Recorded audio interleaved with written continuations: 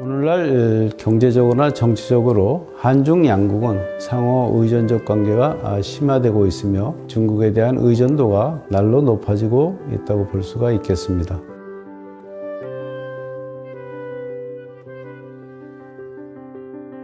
일인 기업이나 소규모 창업을 준비하시는 분들에게 저희 경희대학교 경영대학원 차이나 MBA 입학을 적극 권장합니다. 제가 졸업을 하고 중국을 진출할 수 있는 계기가 됐고 박사과정을 준비할 수 있는 발판이 됐던 것 같습니다. 차이나 MBA를 통해서 여러분들한테 중국을 통한 멋진 미래 비전을 펼칠 수 있을 거라고 저는 생각합니다.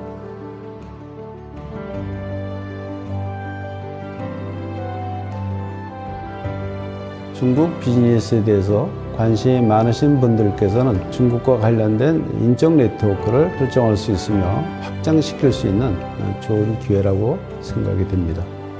미래의 한중 글로벌 CEO가 되실 예비 창업자 여러분, 저희 경희대학교 경영대학원 차이나 MBA로 오세요. 차이나 MBA 짜요!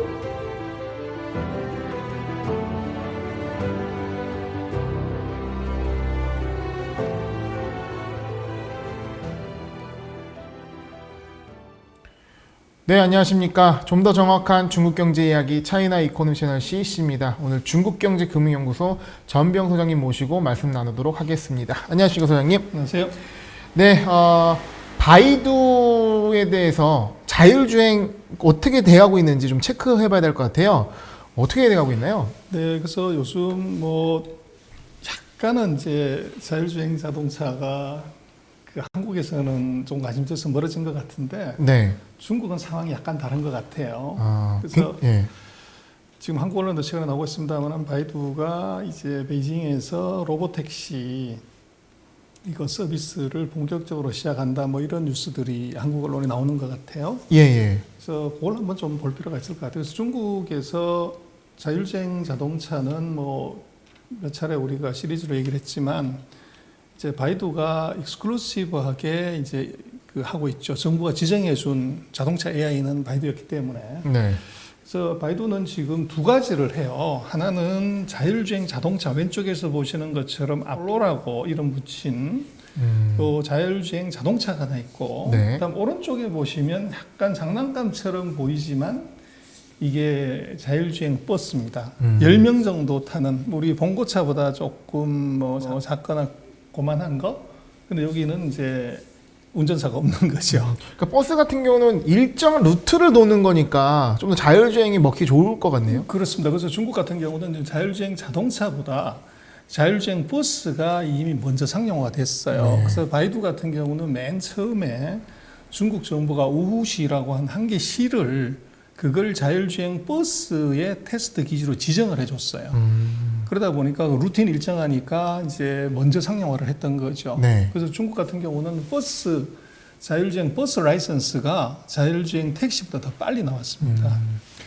그래서 지금 바이두 같은 경우가 지금 오른쪽에 보시는 것이 실주행, 이 자율주행 하는 차의 내부 사진입니다. 네. 보시면 이제 왼쪽에 앉은 사람이 아무것도 손을 안 대고 있죠. 네. 그러면 그 오른쪽에 있는 사람은 뭘 하고 있을까요? 오른쪽에 사람은 탔죠. 네. 그래서 이 사람이 바로 바이두 직원입니다. 그래서 지금 현행법상으로는 이제 아직 이 완전 자율주행 L5 네. 수준이 안 되기 때문에 거기에 이제 한 사람이 운전자 보조, 실제로는 자동차를 컨트롤할 수 있는 사람이 반드시 타야 된답니다. 네. 그래서 거기에 지금 이제 타고 옆에 있는 사람이 테스트하고 있는데 거기서 통제를 하고 있는 거죠. 그래서 유사시에 이 사람이 액션을 하는 것이고. 네. 약간 도로주행 연습 같은 그런 느낌이 있습니다. 예, 운전은 하지만 이제 언제든 브레이크를 밟을 준비가 되어 있는. 그렇습니다.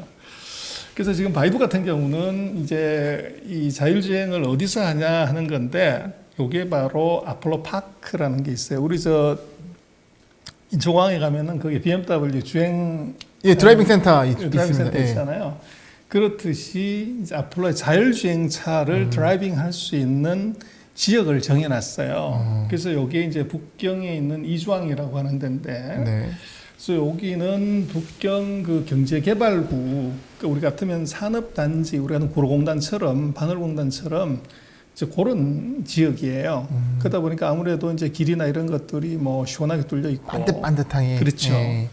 그래서 여기에 지금 바이두가 그 BMW 드라이빙 센터처럼 이 자율주행 테스트 센터를 만들었어요. 그래서 2018년에 착공을 해서 작년 5월에 완공을 했고 그 13,500제곱미터의 사이즈에 거기에 이제 자동차를 200대를 갖다 놓고 지금 테스트를 하고 있는 겁니다. 그러니까 요 공간에는 이 파크밖에 없는 건가요? 그렇죠. 아. 그래서 지금 위치로 보면은 바로 여기인데요. 네. 지금 베이징이 이제 그 사각형 안에 있고 그 별표를 해놓은 적, 지금 지도에 1번이라고 되어 있는 요 지역에 지금 들어와 있습니다. 그래서 여기는 그 지금 왼쪽 차트에서 보시는 그 초록 색깔이 네네. 이게 이제 북경이 지정한 그 하이테크 기술 단지 거기 안에 이제 있는 거죠. 뭐 판교 테크노밸리 같은 곳이. 그런 느낌이죠. 그래서 뭐 이제 최근에 그 로봇 택시가 이제 등장하고 있고 그러는데 지금 오른쪽 사진이 바로 그 아폴로 파크 그 이주항에 있는 자율주행 시험장입니다. 네. 그 드라이빙 레인지처럼 그렇게 돼 있고 왼쪽에 보시는 것이 바로 그 아폴로 택시입니다. 네. 그래서 뭐 다른 건 다 똑같은데 머리에 뭐가 많이 달려 있죠. 네. 그래서 요게 이제 라이다라든지 센서라든지 요게 이제 겉으로 보기에는 요게 차이가 있습니다. 네.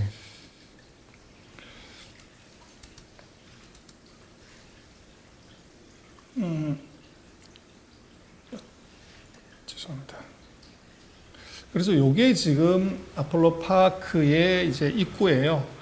거기 지금 자율주행 자동차들이 이제 운행하고 들어와 있고, 그리고 지금 차가 이제 한 200여 대 거기에 쭉 이제 파킹해서 있죠. 그래서 테스팅을 계속 해볼 수 있고요. 그러니까 저희가 바이두에 대해서 상당히 많이 알고 있다고 생각했는데 이렇게 테스트 드라이빙 테스트 센터 같은 넓은 공간이 거기서 200대가 계속 테스트하고 있다는 거는 저도 좀 처음 들었던 네, 거거든요. 오늘 처음 얘기를 드리는 예. 거지요.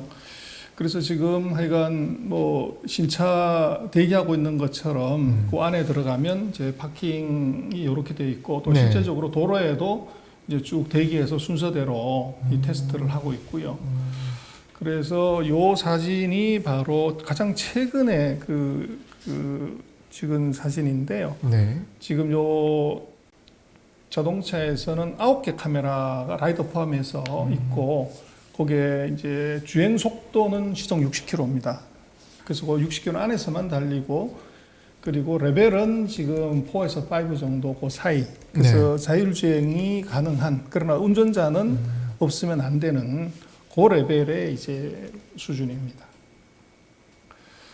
그래서 지금 이제 요거는 아까 말씀드렸던 소위 말하는 이제 바이두가 자기네가 테스트를 해보는 드라이빙 레인지 같은 네. 그런 이제 이 테스트 기지고 이것 말고 이제 5월달에 바이두가 처음으로 상용화를 합니다.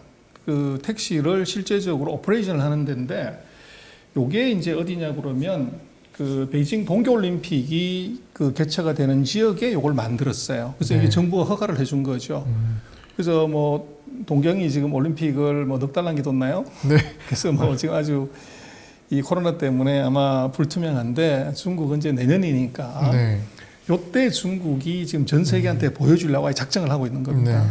그래서 전 세계에서 자율주행 자동차를 물론 제한된 지역이긴 하지만 동계올림픽을 하는 그 지역 안에서는 이제 운전사 없이 그냥 핸드폰으로 불러가지고 차 타고 내리고 이러는 걸 보여주려고 그러는 거죠. 그래서 그 로드맵대로 진행되고 있는 상황이네요. 그렇죠. 예. 지금 한 3km 반경에 지금 무인 택시가 8군데에 이제 주차장이 있는 거죠. 네. 그러고 이제 거기는 그 아폴로고라고 하는 앱을 갖고서 차를 부르고 거기서 이제 탈 수 있습니다.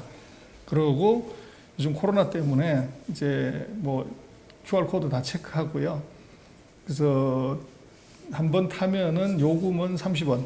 그래서 5,100원 정도.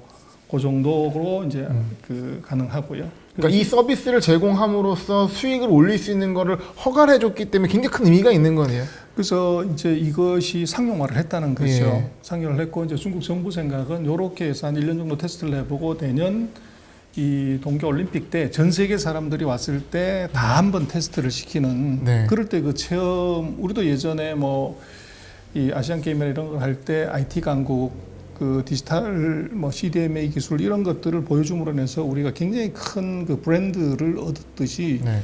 중국은 지금 이걸 노리고 있는 거죠. 그래서 테스트를 그렇게 해보고 있고, 네. 그래서 여기에 중심은 하여간 요 택시는 전부 바이두 택시라는 겁니다.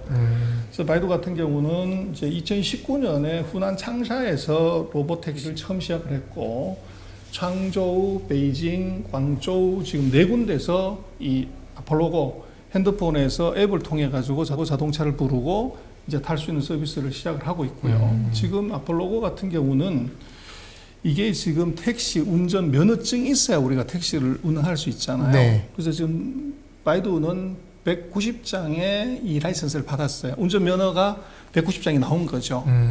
그리고 그 중에서 이제 그 사람이 안 타도 되는 게 70장이고 사람이 반드시 타야 되는 게 120장. 그리고 지금까지 이제 그 돌아다녔던 그 지역을 면적을 보면 391평방킬로미터 정도. 네. 그래서 그런 정도로 왔고, 그래서 이미 타본 사람이 한 21만 명 정도, 오. 그 정도를 타봤고, 이제 그 사람들한테 이제 설문조사를 했다고 하는데 한 95%가 만족했다. 이제 사실 뭐 사고 얘기를 들어본 적이 없는 것 같아요.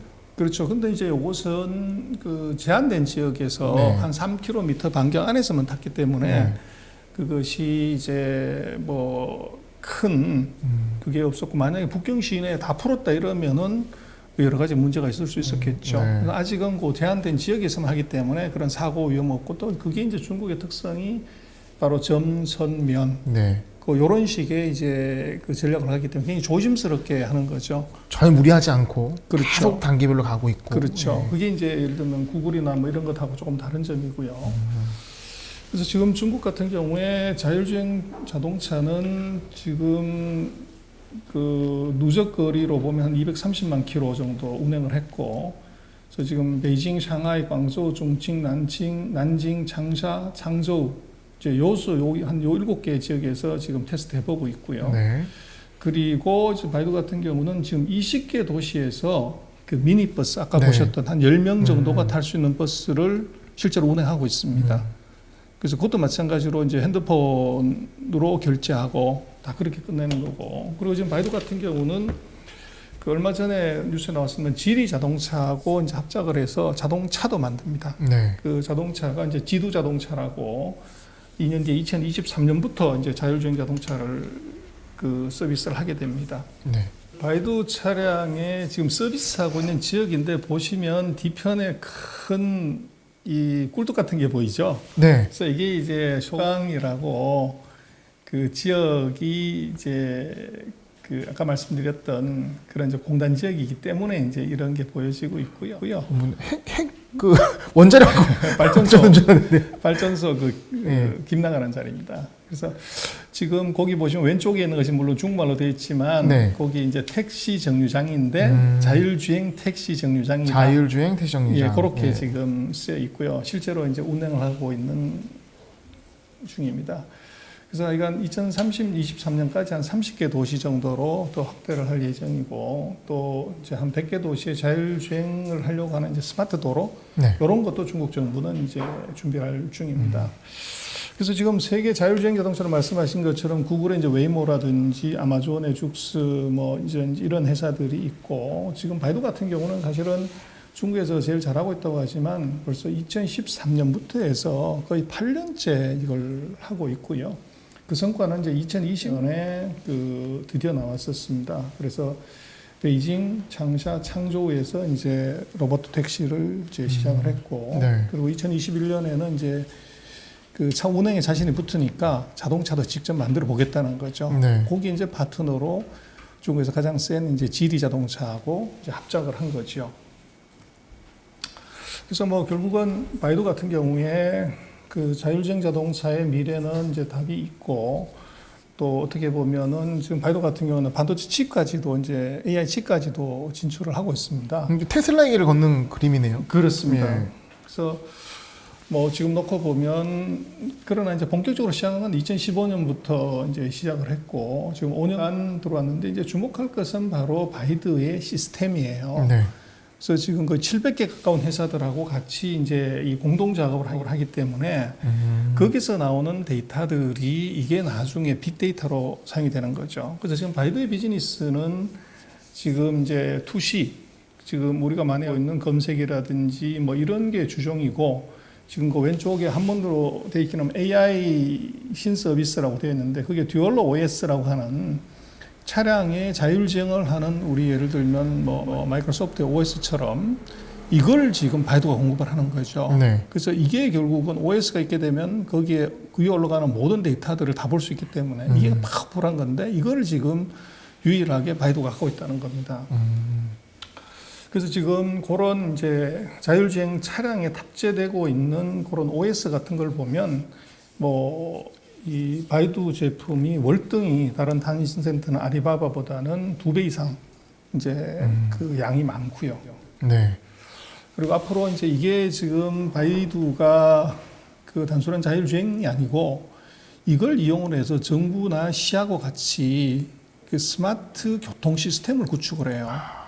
그래서 이게 사실은 중요해요. 네. 스마트 시티를 만드는 거네요. 그렇죠. 네. 그래서 이거는 이제 빼도 박도 못하는 거죠. 그 데이터하고 서비스하고를 갖고서 커스터마이징한 이제 이 서비스를 만들어 버리면 다른 것하고 대처를 못하는 거죠. 네. 그래서 지금 이제 바이두 같은 경우 광동 지역에서 이걸 먼저 지금 시작을 했고, 그래서 지금 우리가 예전에도 그랬습니다만은 그 테슬라 같은 경우도 이제 데이터를 수집한 것이 앞으로 큰 밸류다 이렇게 얘기를 했는데, 지금 바이두 같은 경우는 중국에서 이제 독보적인 데이터 컬렉터가 되는 거죠.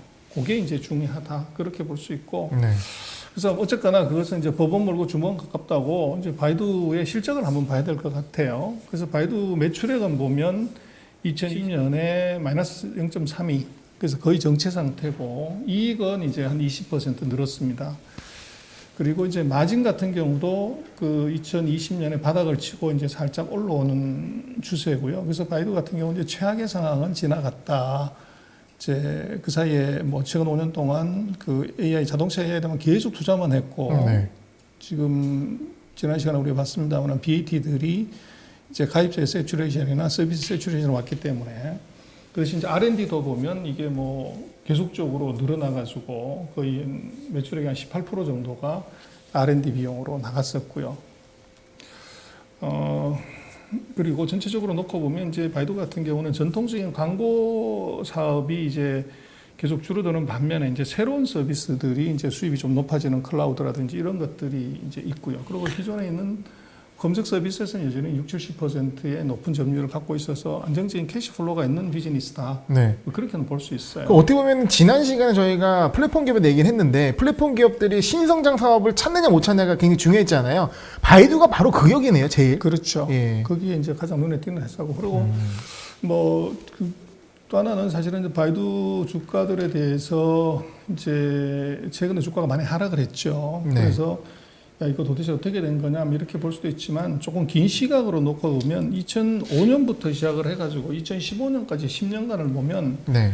나스닥 대비해서 1829% 초과 수익을 냈어요. 그래서 이게 이제 중국이 인터넷이 대거 보급되면서 나타나는 인터넷 프리미엄이 있었고, 그 이후에 이제 2018년, 19년 이제 아까 보셨습니다 수익이나 매출이 이제 급격히 떨어지는, 네. 그때는 나스닥 대비해서 1550% 이게 이제 역초과 수익률을 낸 거죠. 손실을 냈고. 때가 BAT에서 바이두는 빼야 된다. 그렇죠. 이 얘기 나올 때였죠. 네. 그렇죠. 그리고 이제 2020년 말 2021년 들어서 이제 드디어 이제 자율주행 자동차가 등장하면서 이것이 이제 변화를 줬고요. 네. 그리고 또 하나 빼놓을 수 없는 등장입니다. 그렇죠. 바로 이제 그 캐시우드 누님이 손을 봐준 건데, 네. 그래서 캐시우드가 사면서 이제 주가가 많이 올라갔죠.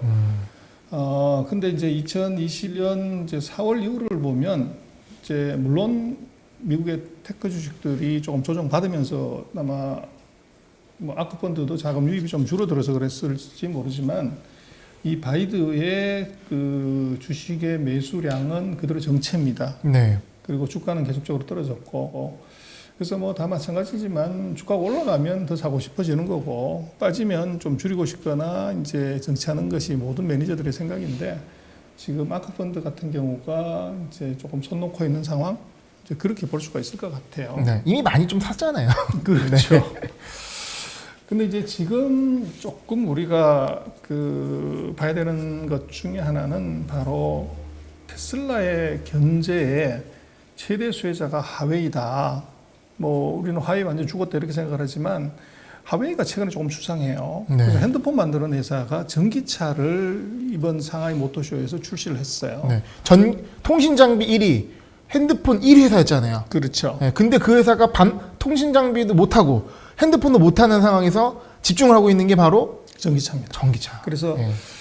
여기 이제 중요한 포인트가 바로 테슬라인데 지금 테슬라가 미중 전쟁 속에서 잘 나가는 것처럼 보이지만 여차하면 이제 이 원숭이 길들일 때 닭을 잡아 피를 보여준다는 말을 제가 몇 번 얘기 드렸지만 테슬라가 그럴 느낌이 약간 있어요. 그래서 테슬라가 잘 나가는 것 같았는데 그 위에탄 공개 소환을 했어요. 네. 중국 정부가. 그래서 뭐 아리바바나 탄세트처럼 그렇게는 아니고 하여간에 너 좀 문제 있다고 공개적으로 이제 얘기를 했고 네.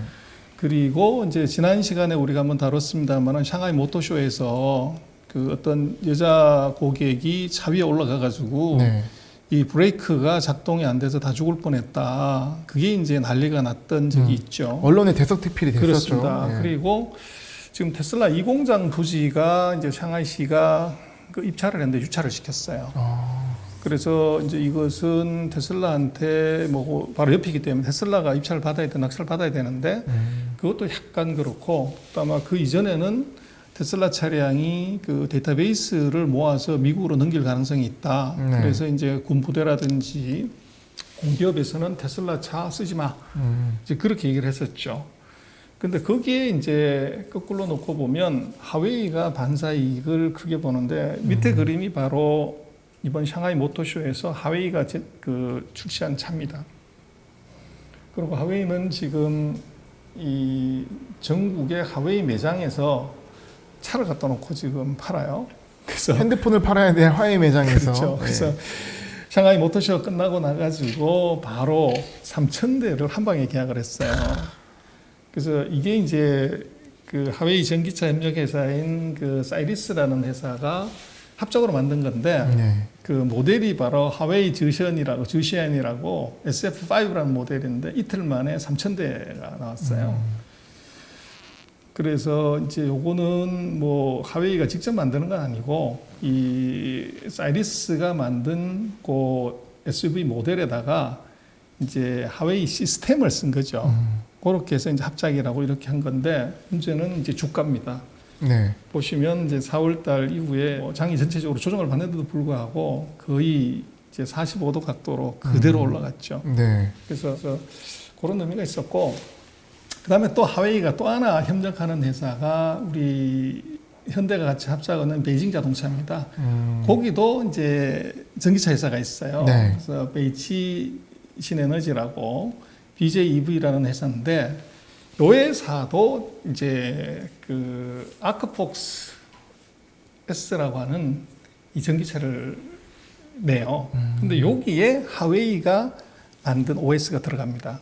그래서 하웨이가 이제 기본적인 이 기술력이 세기 때문에 그 자율주행 플랫폼하고 그리고 하웨이가 원래는 핸드폰에 들어가는 OS를 하려고 홍몽이라고 하는 이제 OS를 만드는데 요걸 이제 전기차용으로 바꾼 거죠. 네. 그래서 요 두 개를 이제 같이 넣어가지고 전기차를 아까 보셨던 그 회사 말고 또 다른 회사의 북경자동차의 자회사한테 요걸 집어넣었어요. 그러니까 중국의 전기차 시장은 화웨이만 스쳐도 올라가는 그런 그렇습니다. 의미네요. 주가가 장난하는 거지 보시면 베이치랑구라고 하는 회사가 이제 이 BEV의 모회사입니다. 네.